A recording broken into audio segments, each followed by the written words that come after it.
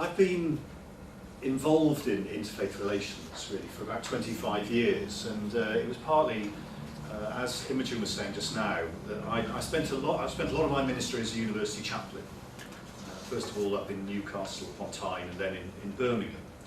And in Birmingham especially, the Birmingham University, the university chaplaincy has always been very, very multi-faith. And my office was next door to one of the worship rooms in the building. And so I had the privilege of being able to sort of go in when students of all different faiths were having their times of worship and their socials and their different meetings, which is really lovely. And then I spent just over 4 years doing full-time interfaith work for the West Midlands Faith Forum until the regional faith forums ran out of funding.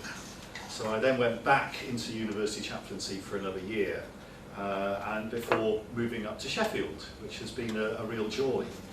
And I've also had a national role within, but I'm a Methodist minister, as you'll have gathered, and I've also had a national role within the Methodist Church, not a particularly significant one, but just co-chairing an interfaith reference group that the Methodist Church and the United Reformed Church have run together over the last few years. And it's been an aspect of my ministry and my life that I've just found incredibly fulfilling over the years. So it's really lovely to be able to be with you this evening to share in this conversation and to share some of the exploration. What I'd like to do is to give a bit of an overview of the person of Jesus in Islam. Then we can have a bit of a pause where you can ask any questions or maybe can have a brief discussion. And then we'll go on to the passages that you've got in front of you. We'll do that a little bit later, and I'll say a word about what these are and where possibly these passages come from.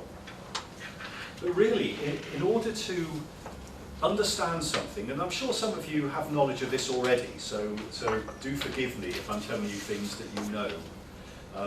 But in order to understand the approach to the person of Jesus in Islam, we have to know, first of all, some of the basics of the faith of Islam, to be able to put Jesus in Islam in some kind of context. Because the way in which Jesus is viewed by Muslims relates to the whole understanding of the nature of God within Islam. So to understand Jesus, we have to understand how God is perceived and how God is worshipped. Now, the first thing to say is that within Islam, God is seen as being utterly transcendent.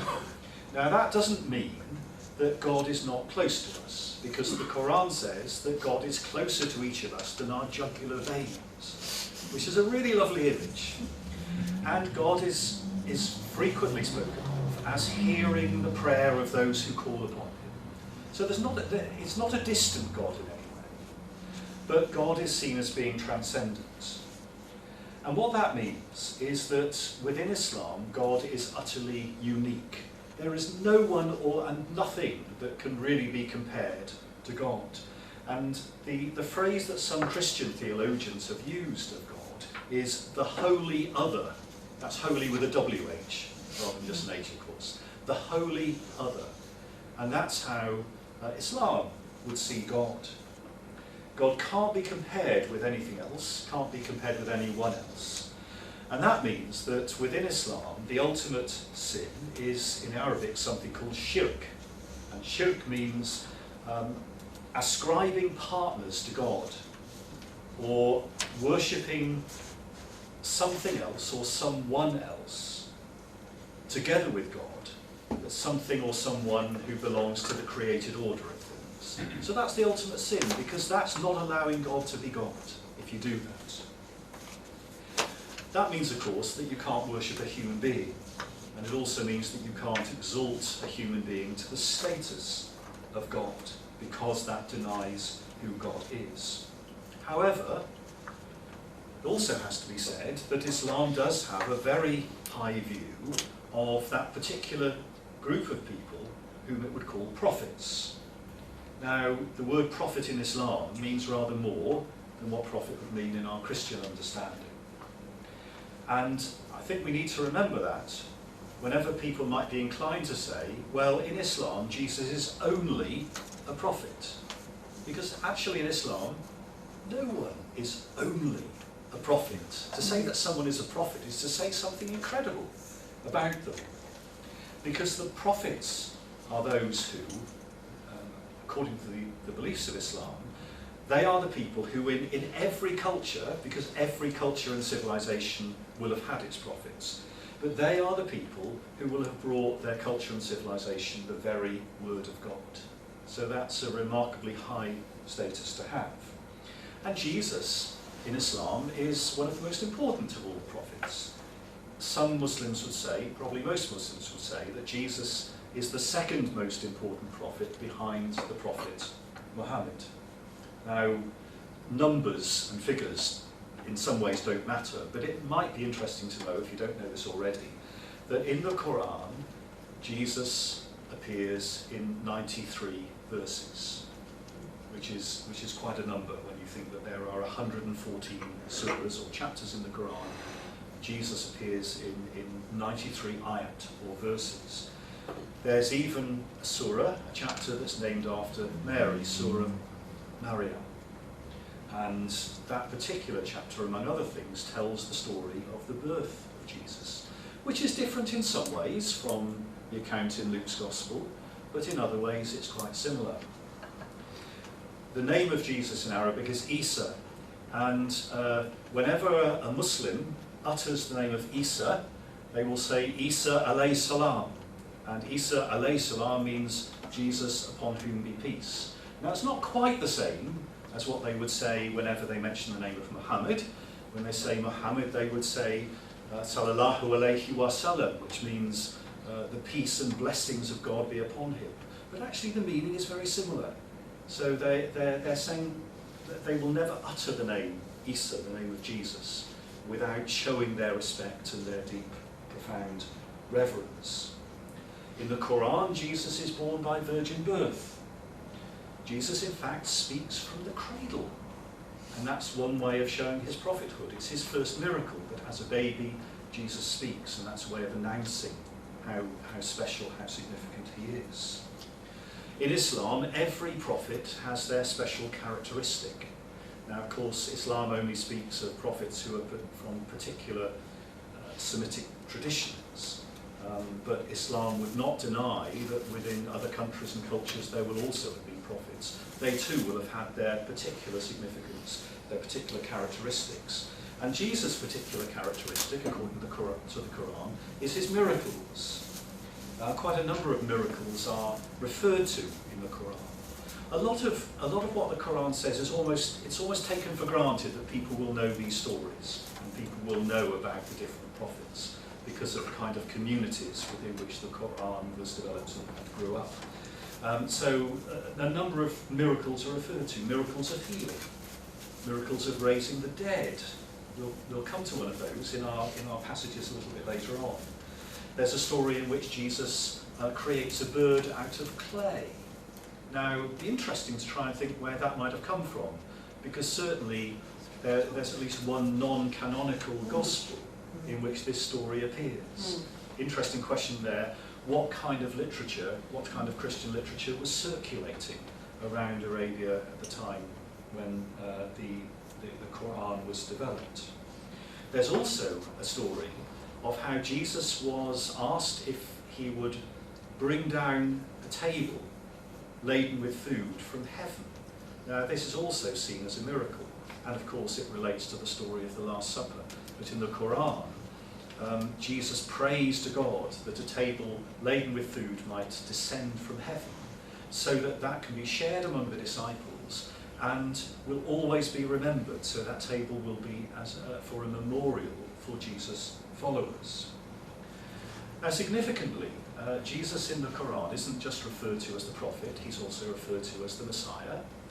He's also referred to as a word from God and a spirit from God. So we have possible links there with John's Gospel. We have possible links with the Holy Spirit. Now, what the Quran means by a word from God and a spirit from God, we can't be absolutely sure because of the nature of the writing of the Quran. But I think that there are interesting things there in conversation with Muslims, perhaps some common ground that could be explored. So a tremendously high status. But Jesus can't be divine. He can't be the Son of God for the reasons that I mentioned earlier on.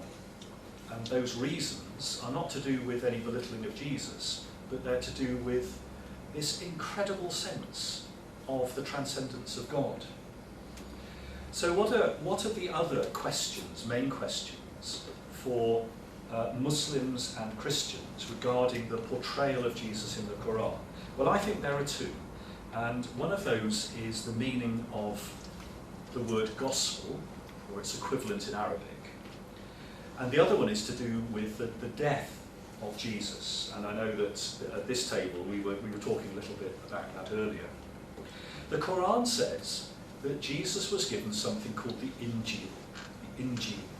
Now that's an Arabic word that's incredibly close to the Greek word evangelion. Evangel, gospel, good news. Okay, so Jesus was given the Injil, the good news.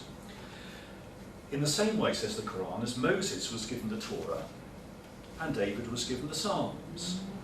And other prophets in their different cultures will have been given other books. And the Christians and Jews are referred to in particular as people of the book, because they were given their sacred books.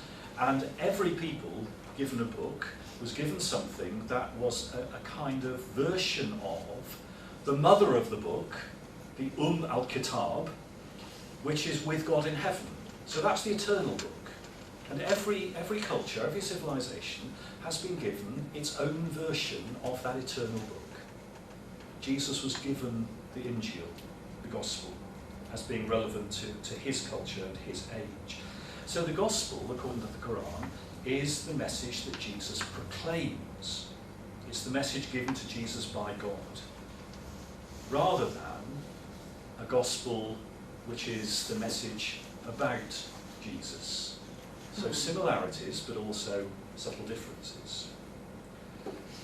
Now then, the next bit of my notes I've already said, but there is a belief within Islam that these original scriptures that God had given to the Jews and the Christians have in some way been distorted and altered, that new doctrines at some point were added to the original message that the different prophets brought. So what the Quran is saying is that what we have in the Bible isn't the pure original scripture that was given to Moses, given to David, given to Jesus, but a modified version. And that in the New Testament, fresh claims have been given regarding the person of Jesus. Now, insofar as the Gospels as we have them, of course, also include later reflection on the person of Jesus, it could be said, actually, that that's a fair point. What we have in the Gospels isn't just what Jesus proclaimed, but it's later reflection on the person of Jesus. So even through the Gospels, we're having that later reflection, because the Gospels were later than Paul's letters, for example. But that's something we might want to discuss. The question that we would probably want to ask as Christians is, and we'd have our own ideas about this, is to what extent that later reflection on the person of Jesus is itself inspired by God, and therefore part of the truth of who Jesus is for us. Now, the other question I think that's really significant is the question of Jesus' death. And this question is really very complicated. And it depends on how we interpret one particular verse in the Quran. And the verse says this: "They did not kill him, nor did they crucify him, but it was made to appear so to them." They did not kill him, nor did they crucify him, but it was made to appear so to them. And what does that mean? It can mean a number of things. It's taken by almost all Muslims to mean that Jesus didn't actually die on the cross. Now some would say that he was put on the cross, but he didn't die. One strand of interpretation, that's not there in the Quran, but it's how it's been interpreted, is to say that somebody else was crucified in the place of Jesus. Perhaps it was Judas, but somebody else was put on the cross in place of Jesus. Therefore, it seemed as if Jesus had been killed on the cross. It was made to appear so to them. There is another possible interpretation of that verse in the Quran. It's not one that many people would espouse, but it is a possible interpretation, and I've seen it from at least one Muslim scholar. And that is that the verse means that human beings were not responsible for the death of Jesus. They did not kill him. But, by implication, the death of Jesus was part of the will of God, rather than being purely human agency. Now, hardly any Muslims would interpret it that way, but it is a possible reading, and I think that then becomes quite a reading that's quite close to our Christian interpretation of the meaning of the death of Jesus. But it is marginal, very marginal, as an interpretation. So there is this general belief in Islam that Jesus didn't die on the cross, but it was in fact taken up to heaven, and that Jesus will return at the end times. So that in the times leading up to the day of resurrection, as it would be called in Islam, or the day of judgment, it will be Jesus rather than the Prophet Muhammad who will return, and then various things will happen, and Jesus will then die a human death after that. So from the Muslim point of view, why would Jesus not have died on the cross? And this goes back again to a Muslim understanding of God and a Muslim understanding of the nature of prophethood. The argument is often put forward that God would simply not have allowed one of his prophets to die in this way. Because in the stories of the prophets in the Quran, God and goodness always win. They always prevail. And so it simply isn't part of the divine logic for a prophet to die and to be killed in this way. So it's not a sort of perverse denial of Christian belief, but it's something that arises from an incredibly high view of prophethood and an incredibly reverential understanding of God's nature. So that's a very rapid summary of the place of Jesus in Islam. We're going to come to other things, in particular these passages, which I hope you will enjoy looking at together. But let's pause just for a moment. First of all, are there any questions? Is there anything I've said that hasn't really sort of made sense? Perhaps there's lots of that hasn't made sense. Any clarification? Why do you think it is that they think Jesus will return at the end time and not Muhammad? Wow. In 10 words or less. I don't know. I don't know why. But I've got that right. That it was is believed. Yeah. I would imagine that this is kind of guesswork. I would imagine that it's because of this, the writings that were in circulation. Hold on. There's a whole Here's lot. Lots coming. Thank you. Thank you very much. If within the beliefs and the literature of the Christian, the Arabic Christian communities at the time, there was this belief that Jesus would return, then I suppose it would make sense for the early Muslim communities to take that on in some way, together with a number of the other beliefs about Jesus that actually were part of early Islam. There wasn't a tradition, obviously, about the Prophet Muhammad returning, but there was a tradition that was inherited about Jesus returning. So my assumption is that it's a development of that. I don't know whether anybody else has any other ideas of why it might have been.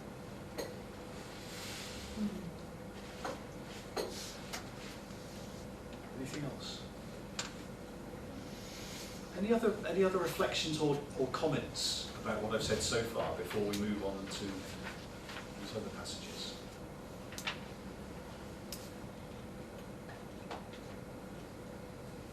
Either you knew it all already or stunned into silence.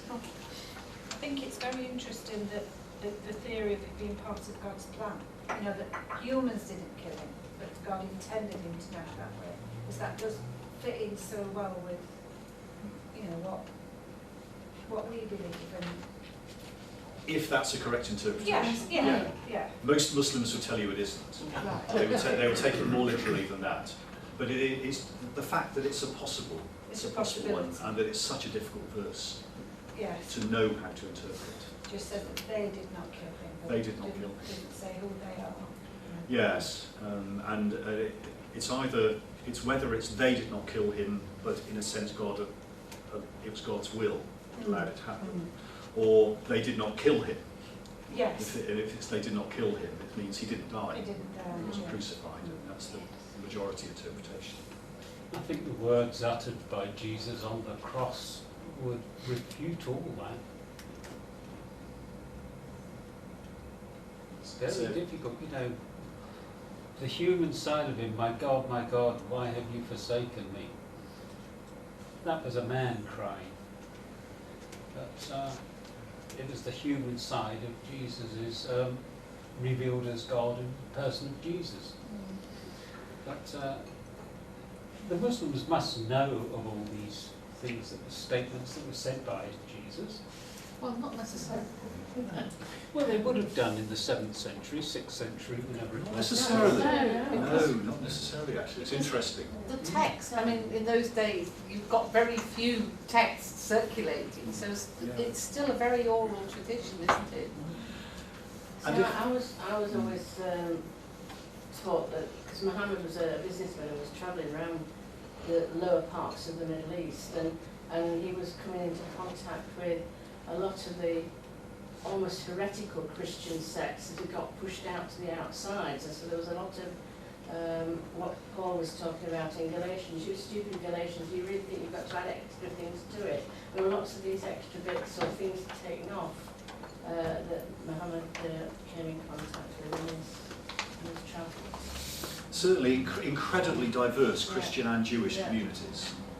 And therefore there would have been different stories circulating, which is what we're going to come on to, really, and probably different gospels circulating. It's quite possible that the canonical gospels, the ones that made it into the Bible, weren't around. The gospels that were around were slightly different. So, for example, the story of Jesus creating a bird out of clay, that's part of the Gospel of Thomas, isn't it? Yes, and probably some others as well. And so there would have been these different stories, and the early Muslim community would have been saying, okay, which of these stories make sense to us? But it seems very unlikely that they would have had the canonical Gospels that we know that are our New Testament, so much part of our New Testament.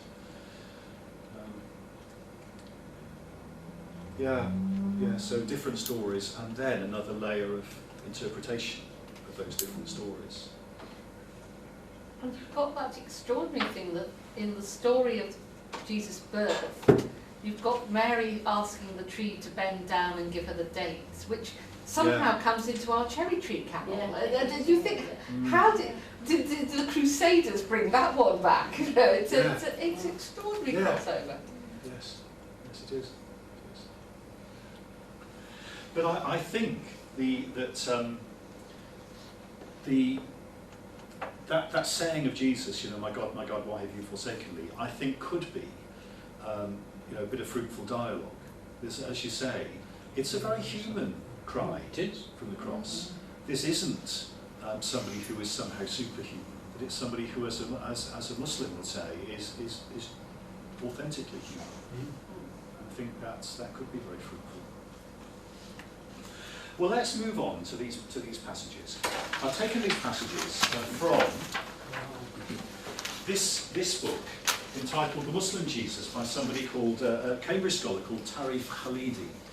And Tarif Khalidi has brought together 303 sayings of Jesus from Islamic tradition, going right back to the 2nd century of Islam, right up to the 18th century whatever that would be, in the Western calendar. And it's the most thorough collection of the sayings of Jesus in Islam that's ever been collected. There were 2 other collections before, but one of those I think was in Spanish and then translated into Latin, and never been translated into English. So we owe a great debt to Tarif Halidi to bring these together. When we say the 2nd century of Islam, are we talking about 800 AD? We're talking about the 700s. Okay. Yeah. So the 700s.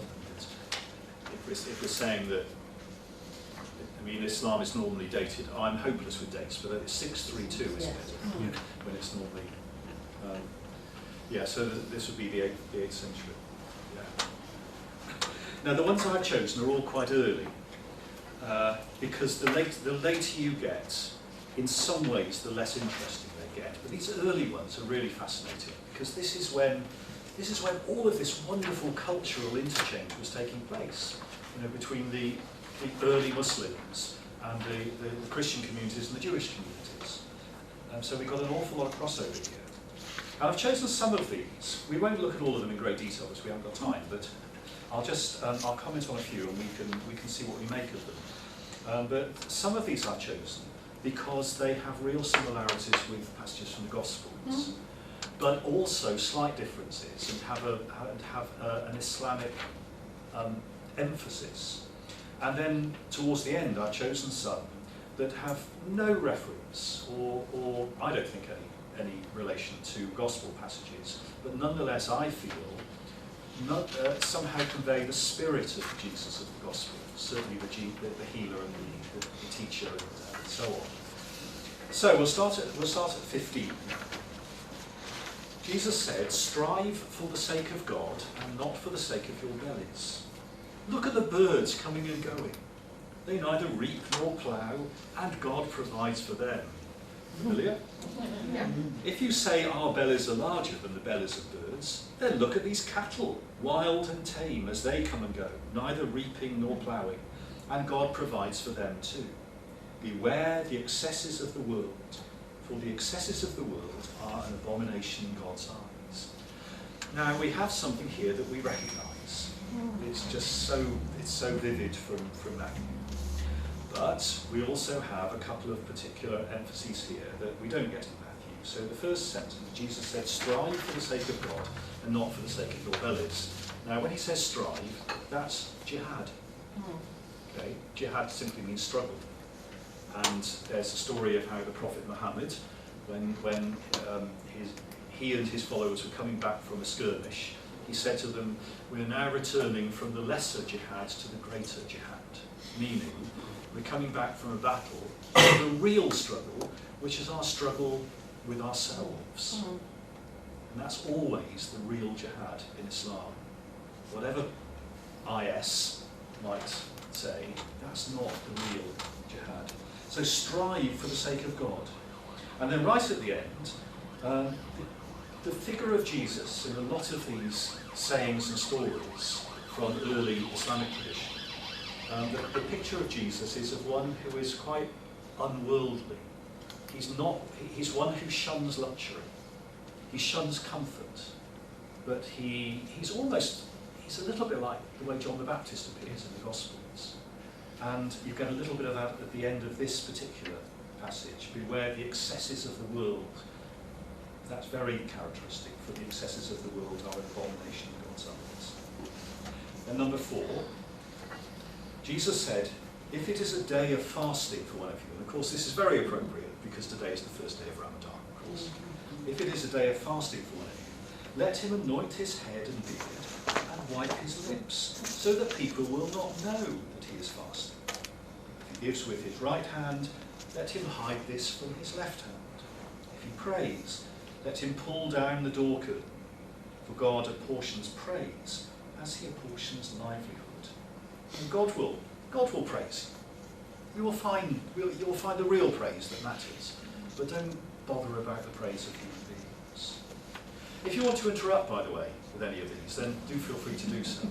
If you have any insights and comments. You said they weren't from the Quran, they were from his book, but where did he get them? Sorry, I meant to say this. Yeah. Yes, I meant to say this, and I went ahead of myself. Well, these were being circulated among the early Muslim community. Now, some of them were circulated among Sufi communities, and there are some Muslims who would say, well, we can't really put our trust in these because they're from a Sufi source, and although an awful lot of Muslims are very comfortable with the Sufis, and you know, there are overlaps with the Sufi mystical approach to Islam, there are also Muslims who would feel a bit suspicious of the Sufis, and therefore they wouldn't treat these as being particularly authoritative. But that's certainly the source of some of them. Now, those were obviously secondary sources. The primary sources could have been some of these other Gospels that were in circulation. I'm not totally sure. What's their problem with the Sufis then? Well,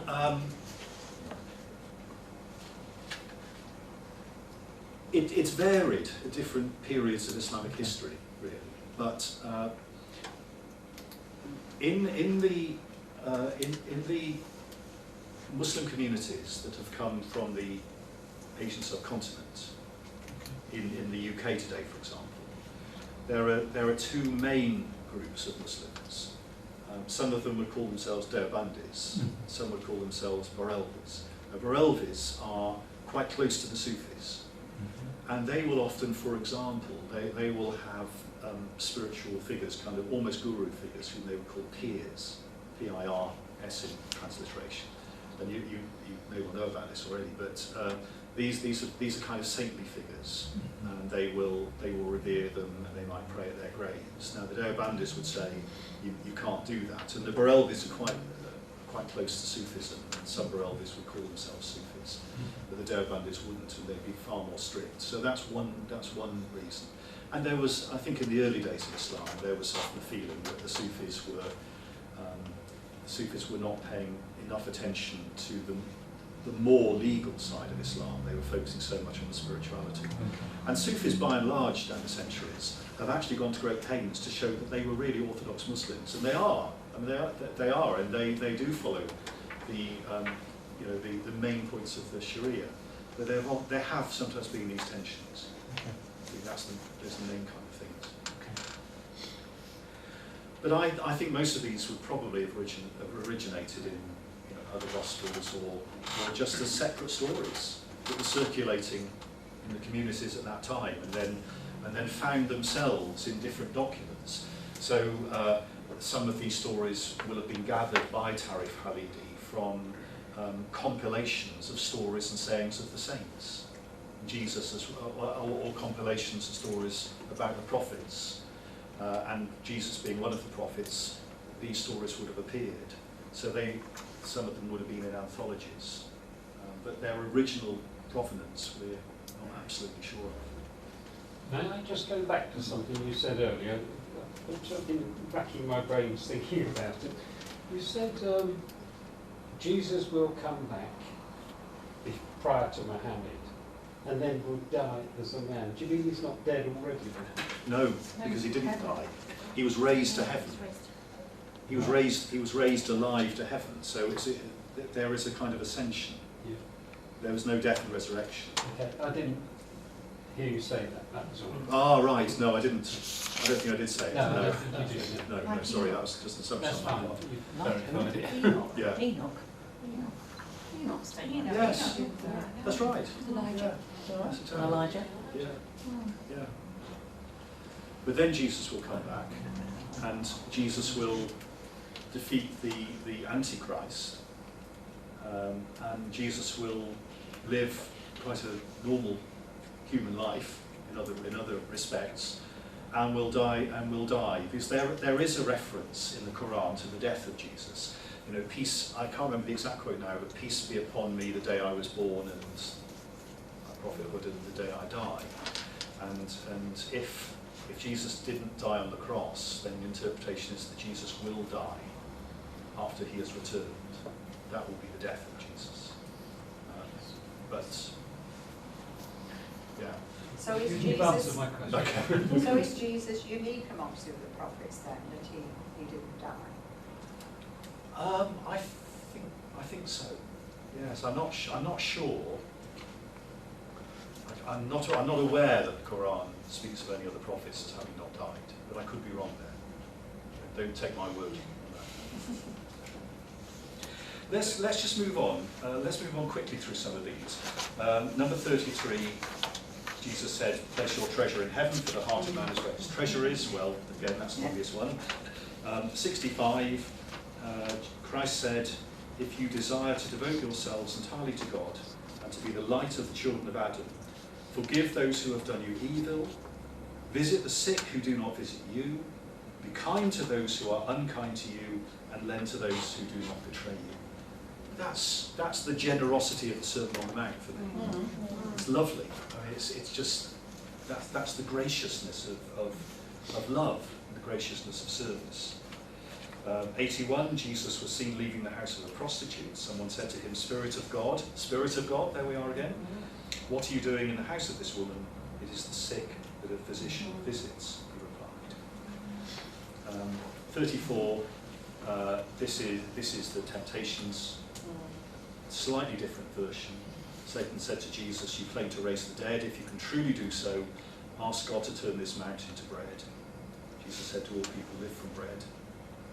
Now this is where it becomes interesting. Satan said, if you are what you claim to be, jump from this place, for the angels will receive you. Jesus said, do not put Lord your God to the test. Well, he does say that, but then he says, for I do not know whether he will save you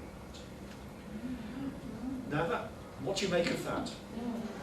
The interesting thing is there, if you are who you claim to be, what do they mean by that? The Muslims, I mean. I think, yes, but it could mean the Messiah. It could be if you're the Son of God, it could also be if you're the Messiah. Yeah, it's an interesting one. It is. Very interesting. Could be answered two ways. So I'm right in following that through, saying that they're saying that the Messiah Jesus could, possibly is the Messiah, even in their story, but still not be part of the Trinity. No, he can't be part of the Trinity. But he could still be the Messiah. Yes, he is seen as the Messiah. He's referred to in the Quran as the Messiah, and he's referred to here, of course, as Christ. Yeah. So Right, that's It's very interesting what was understood by the early Muslim communities by the Trinity, because sometimes the Quran talks about God and Jesus and Mary almost as if that was, were there versions of Trinitarian doctrine actually around at that time that were quite different from Christian, Orthodox Christian now understanding of the Trinity. It's all fairly confusing actually. But certainly Jesus couldn't be seen in Islam as Son of God in that way. But nonetheless Jesus could be seen as Messiah, and could be seen as a word from God and a spirit from God. So there's interesting material for dialogue, I think. But here it's the fact that Jesus said, God ordered me not to put myself to the test, for I do not know whether he will save me or not. So that's different. It's not, don't put God to the test. And I do not know whether he will save me or not. Why? Because I'm only human. So, that's a bit that's added, that's obviously not in the Gospels. Jesus, it's part of the Muslim emphasis coming through here. Being quite deliberate here, because Jesus, as a human being, without divine knowledge, would not know whether God would save him or not. It's an echo of Shadrach, Meshach and Abednego there, isn't it? Our God can save us, but whether he does or not, we will not worship your statue, O King. Yeah. Yeah. He can, but we don't know for certain whether he will or not. But we do know one thing. He's told us we mustn't worship idols, so we're not going to. Thank you. Yeah, yes, I've not thought of it that way. That's a very positive interpretation of it. 35, the disciples failed to find their prophet, so they went out to seek him and found him walking upon water. As you do. Yes, this was something Jesus An did. everyday sign. Regularly, yes. One of them said to him, so again, slightly different. It's not, it's not Peter, it's not specified, but one of them said to him, prophet of God, shall we walk towards you? Yes, he replied. And the disciple put one foot forward, and then the next he sank. Jesus said, stretch forth your hand, you man of little faith. If the son of Adam had a grain or atom's weight of faith, he would walk upon water. Now there's an Arabism in that, actually. I mean, the son of Adam is an Arabism. You find these things in the Quran, these expressions. But also a grain or atom's weight of faith. The Quran says, the person who comes to the day of resurrection with an atom's weight of good, that will be recognised in them. So it's a very Arabic way of telling this story. But it's basically the same story, isn't it? Apart from that. Jesus said, in truth I tell you, the folds of heaven are empty of the rich. It is easier for a camel to pass through an eye of a well. Again, it's the same. Number 54, in the Gospels it's the woman taken in adultery, here it's the man taken in adultery. Let no one stone him who has committed what he has committed. They let the stones fall from their hands, all except John, son of Zechariah. Because John is a prophet. Again, would not have done these things. So slightly different position. I'll move rapidly through. The next two are a little bit longer. And you may want to ponder these at your leisure later on, after we finish this evening. But number 66, I won't read through the whole thing, but this is a dramatisation of Jesus saying in the Sermon on the Mount about if someone slaps you on the cheek, on one cheek, offer the other one. This is a story saying that Jesus went with a disciple, and someone slapped Jesus' cheek, and then wanted to slap the disciple's cheek. The disciple refuses, and Jesus then offers his other cheek instead. So quite interesting to see how a saying has developed into a story like that. And then 59 is one of the miracle stories of Jesus raising the dead. Jesus set out to visit a brother of his. Now, I think this probably doesn't mean literally a brother of his, it means a friend of his. He was met by a man who said to him, your brother has died. John's Gospel, of course, it's Martha who comes to meet him when Lazarus has died. So Jesus turned back.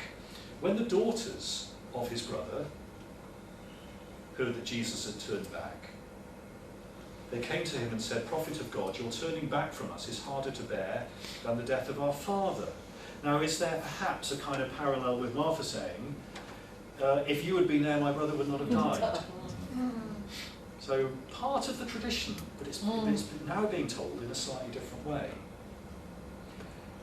He said, go forth and show me his grave. And then Jesus calls out in a loud voice and the dead man appears, his hair having turned grey. Now this is very interesting because one of the traditional stories in Islam of Jesus raising the dead, which I only discovered yesterday when I was doing a little bit of research on this, it was that Jesus was, because Jesus was told, actually some of these people you raised from the dead, they may just have been asleep, and so we can't prove that these were miracles. Somebody then says to Jesus, well look, just to prove that you are able to raise people from the dead, let's go to somebody who's been dead for centuries. So we know that they're dead, and if you raise them, then it will obviously be a miracle. And Jesus raises one of the sons of Noah.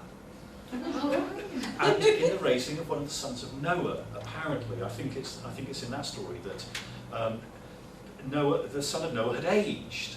And Jesus says, how have you aged? Because in your day, people did not grow old. And the son of Noah says, well, I thought that when you came for me, this was the end times. And it frightened me so much. Lovely story. And you get it here. Are you not so-and-so? Then what is it that I see has happened to you? As his hair had turned grey. I heard your voice and imagined it to be the great scream of Judgment Day, the man replied. You see, and so it goes on. And then the man's wife comes along and says, blessed is the belly that carried you and the breasts from which you fed. Again, that's very similar to some things you get in the Quran. And Jesus said, blessed is he whom God has taught his book and who dies without having become haughty. Lovely. Really, I just think... Women of Jerusalem, isn't it? Yes. Women of Jerusalem. Yeah, Yes. that's right. Yes. But it's found its way into a different story. And of course, the way the Gospels themselves, the canonical Gospels, were compiled, different stories were brought together and put together because the compilers of the Gospels felt that somehow, thematically, they belonged together, but originally they would have been separate. So this isn't that different from what the canonical Gospel compilers were doing. 78. Now we come to. I've just got time. Have I just got time? Yes, it is. These are three that haven't got gospel parables, but I just think they're very beautiful, and I think that they have something of the spirit of the canonical Gospels about them. Number 78, Jesus used to eat the leaves of trees, dress in hair shirts, and sleep wherever night found him. The Son of Man has nowhere to lay his head. He had no child who might die, no house which might fall into ruin. Nor did he save his lunch for his dinner or his dinner for lunch. Now, in the hadith, the sayings and stories of the Prophet Muhammad, of which there are many very beautiful ones and many other parallels with sayings of Jesus in the Gospels, Muhammad is portrayed very much in the hadith as someone who shunned luxury, and he would never keep for himself too much food, but he always shared it with the poor. And that time and time again you have this. And so Jesus is portrayed in a similar way. He used to say each day brings with it its own sustenance. 37, God revealed to Jesus, O Jesus, I have granted you the love of the poor and mercy toward them. You love them, and they love you and accept you as their spiritual guide and leader, and you accept them as companions and followers. These are two traits of character. Know that whoever meets me on Judgment Day with these two character traits has met me with the purest of works and the ones most beloved by me. And 48, which I think is wonderful because it's universal. I mean, at the beginning of Jesus' ministry, it would appear that Jesus regarded himself as primarily sent to the people of Israel. I've come for the lost sheep of the people of Israel. And it's gradually that you find this understanding, and of course it's gradual in the early church, this understanding, that actually this good news is for all people. It's a universal message. But here we have real universality. A man came to Jesus and said, Teacher of goodness, teach me something that you know and I do not, that benefits me and does you no harm. Now that again is a traditional Arabic beginning to the stories, and you have a lot of stories about Muhammad where people come and ask him similar things. You also get stories where people ask for three things. Tell me three things that will benefit me, and Muhammad gives three things because they're memorable. And Jesus asked, what would that be? The man said, how can a servant be truly pious before God? Jesus replied, the matter is easy. You must truly love God in your heart and work in his service, exercising all your effort and strength, and be merciful toward the people of your race as you show mercy to yourself. It's sometimes said that unlike Christianity, which is the religion of faith and mercy, Islam is the religion of works, and it isn't. There's an awful lot of grace and mercy in the stories. He said, Teacher of goodness, who are the people of my race? And Jesus replied, all the children of Adam. And that which you do not wish done to you, do not do to others. In this way, you will be truly pious before God. That's like, who is my neighbour? Yeah. It is. It is. Any thoughts? I mean, as I say, these, if you if you wanted to chat to your Muslim neighbour about the person of Jesus, then I don't know how many of your Muslim neighbours would accept all of these stories as being part of their tradition. And I don't know how many of these stories, if they do, they would accept. But these are part of the picture of Jesus within Islam. And that's why I thought I would share them with you, because they are significant. And I think they say an awful lot about Islam's understanding of Jesus over the centuries, whatever they say about particular Muslim communities today. So, anyway, any thoughts about any of this? Would sharing some of these be like a Catholic trying to share the apocryphal books of the Bible with a Protestant who would immediately say, well, they're not canonical for a start, I'm not listening to that. You know? Immediately. Possibly. This is not canonical. Yeah. Possibly, yeah. Obviously the sayings of heretics. Yes, I think some would say that. Some Muslims would say that, but others wouldn't. At my previous address, my next door neighbour was a Muslim GP, and we would often talk about different religions, and I lent him a book called A Christian's Response to Islam. He kept it for 6 months. He said he'd read it 3 times and came to the conclusion ours was a religion of love, his was one of fear. Interesting. That's very interesting. No, I still haven't got the book back.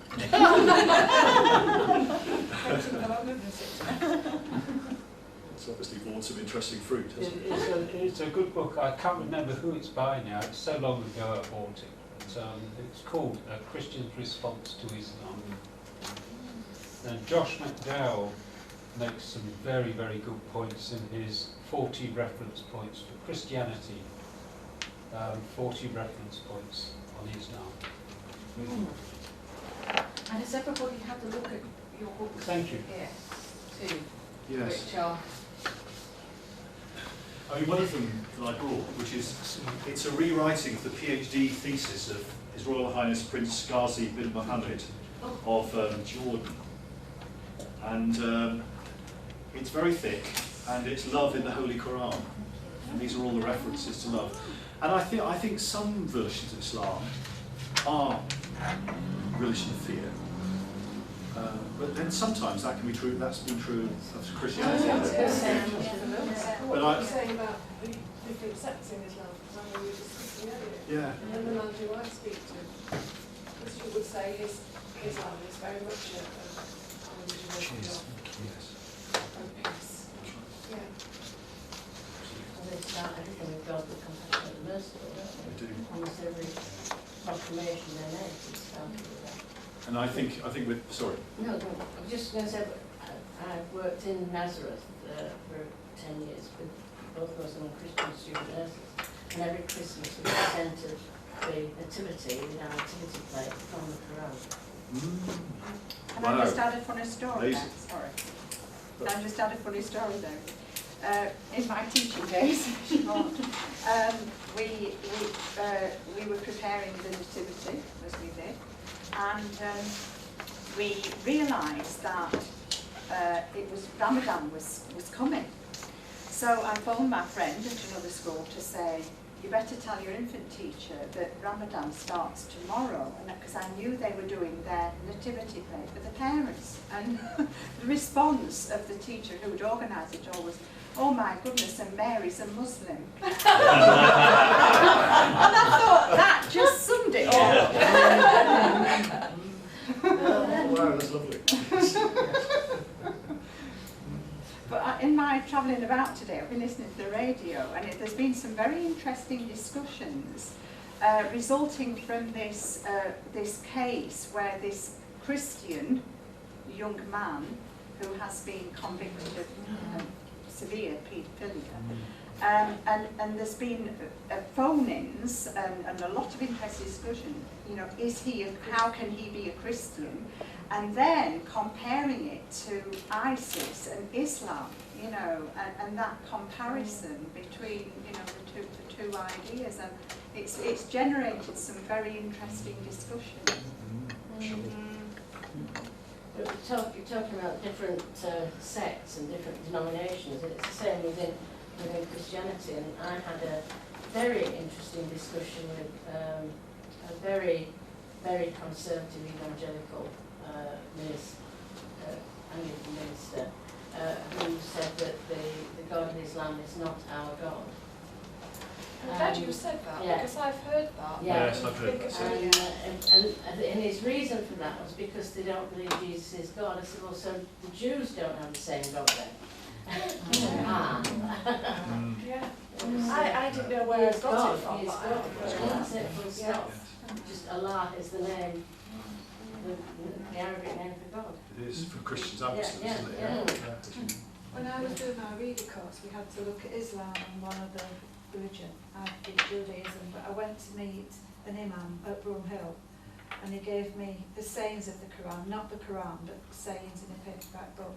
And the guy was, I mean, I must admit, I was a bit bigoted before that meeting, but the guy was so lovely and emailed me loads of other stuff, and I really treasure that book. Yeah. It's a shame that the wider community don't know that there are parallels, I think. It is, isn't it? Yeah.